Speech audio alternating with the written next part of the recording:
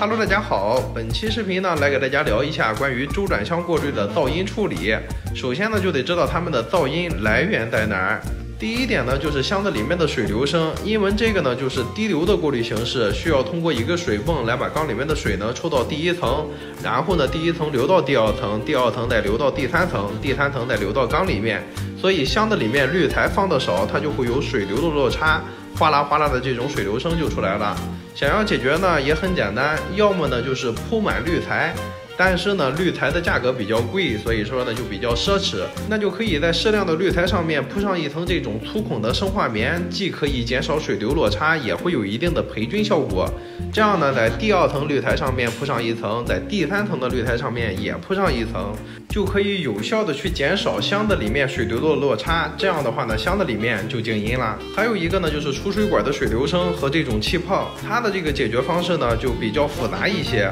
一般的出水管呢都会有这种调整的阀门，把这个阀门呢调小一点，让出水管里的水流憋满一些，就可以减少水流的落差，然后出水管呢也不会有太多的气泡。但是阀门调得太小，水流不急，就会导致第三层的水往外溢流。还有呢就是出水管的长度，出水管比较长，渗到水里太多，压力问题呢也会导致第三层溢流，所以说呢出水管比较难调。一般的周转箱过滤第三层里面出水管这里都会有两个竖着的三通，这个东西呢是用来防止底部有死水的。大家在调整出水阀门的时候呢，可以优先把里面的两个三通给它倾斜一下，打破一下虹吸，这样再去调整可能就会更好调一些。在调整阀门的时候呢，大家要有点耐心，调小了呢等一等，让水流流通了以后看看情况，再根据实际情况去调整。一般呢就可以调整到这种既不会溢流，出水又静音，没气泡的状态。调整完以后呢，一定要记得把水泵断电，测试一下重新来电，第三层会不会溢流。